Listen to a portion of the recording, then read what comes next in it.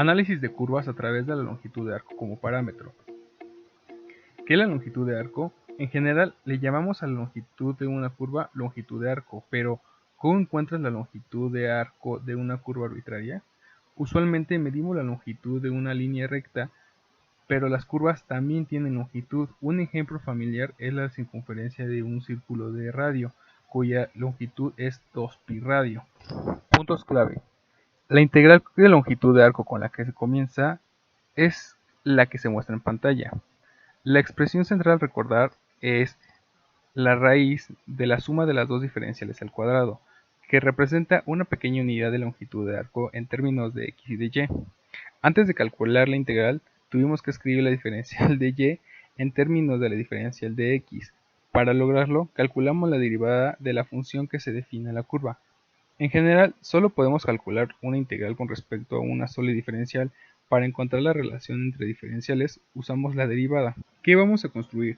Puedes encontrar la longitud de arco de una curva con la integral mostrada anteriormente, donde los límites de la integral dependen de cómo definas la curva. Si la curva es la gráfica de la función y igual de f de x, reemplaza el término diferencial de y en la integral de derivada de x, y luego factoriza el término diferencial de x. Aproximar la longitud de arco. Echemos un vistazo a la parábola definida de la siguiente ecuación, x cuadrada, una parábola muy sencilla. Considera la porción de la curva sobre el eje de las x que va desde menos x a 2. Aquí, ¿cuál es la longitud de arco de esta curva? Para que te quede clara la pregunta, imagina que la curva es un pedazo de cuerda que se estira para posteriormente medir su longitud con una regla. Si tuvieras que adivinar, podrías comenzar por aproximar esta curva por algunos segmentos de recta. Por ejemplo, la imagen de la izquierda. Vamos llenando un punto para irla siguiendo. O, un mejor estimado, podrías aproximar la curva con muchos segmentos más pequeños. Por ejemplo, a la izquierda, donde estamos en intervalos más pequeños para tener una precisión más exacta del seguimiento de la curva. Para calcular todas sus longitudes y sumarlas sería muy exhausto, como podrás darte cuenta. Haciendo un acercamiento a uno de estos pequeños segmentos de recta, se vería más o menos como se muestra en la imagen. Apoyándonos del teorema de Pitágoras, podremos armar un pequeño espacio. En este contexto, debemos imaginar que aproximas esta área con un montón de rectángulos muy pequeños y delgados, donde la base de cada uno de ellos mide la diferencial de x sobre el eje de las x. Un cambio muy pequeño en el valor de x, y que para todo el valor de x su altura es f de x. Por lo tanto, el área de cada rectángulo es f de x sobre la base.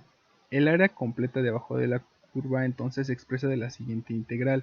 Con la parábola que hemos estado analizando, calculemos su longitud de arco con una integral definida.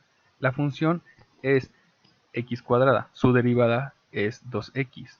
Usando la fórmula anteriormente mostrada y sustituyendo, nos quedaría de la siguiente manera, tomando en cuenta que el límite inferior sería menos 2 y el límite superior sería 2, que sería sobre el eje de las x. Resolviendo nos quedaría 9.29. Ejercicio. Una curva C está dada por la función vectorial f en función de t, que es igual a coseno de t en la proyección de las x, más a seno de t en la proyección de las y, con su recorrido de t que va de 0 a 2pi. Representar la curva mediante una función vectorial con la longitud de arco s como parámetro. Ok, nos están pidiendo que la longitud de arco s como parámetro. Eso quiere decir que vamos a sustituir el parámetro t por s. La solución es, sabemos que la longitud de arco es s igual a la derivada de la función de t por la diferencial de y. Esto no se puede escribir de la siguiente manera, como a diferencial de t, porque si vemos bien, tenemos como parámetro en común la a. Entonces, tomando en cuenta como límite inferior el 0 y límite superior el t, que es la que nos está restringiendo el ejercicio. Esto se puede escribir como s es igual a at. Despejando t, nos quedaría t es igual a s sobre a. Y ya tenemos nuestro parámetro t en función de s. Ahora bien, debemos recordar nuestra función que hemos estado viendo a lo largo de nuestro video, que es la integral de la raíz de la suma de nuestras dos diferenciales elevadas al cuadrado. Ok, aquí tenemos nuestra función. Primer paso, sacar la derivada de cada componente. La derivada de coseno es menos seno. La derivada de seno es coseno. Y como dice la fórmula, tenemos que elevarlas al cuadrado. Aquí y aquí las estamos elevando al cuadrado y sacarle su raíz. Y luego la función vectorial que representa f de t en función de s será la siguiente.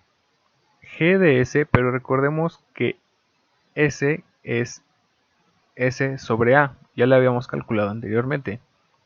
Y sustituyendo nuestra integral, nuestro resultado que anterior tuvimos, nos quedaría de la siguiente manera. Este sería nuestro resultado final, porque como lo vemos, nuestro ejercicio nos pide que la longitud de arco S quede como parámetro, y lo hemos conseguido. Sería todo por el video. ¡Hey! ¡No te vayas todavía! Aquí tenemos más videos que te pueden gustar.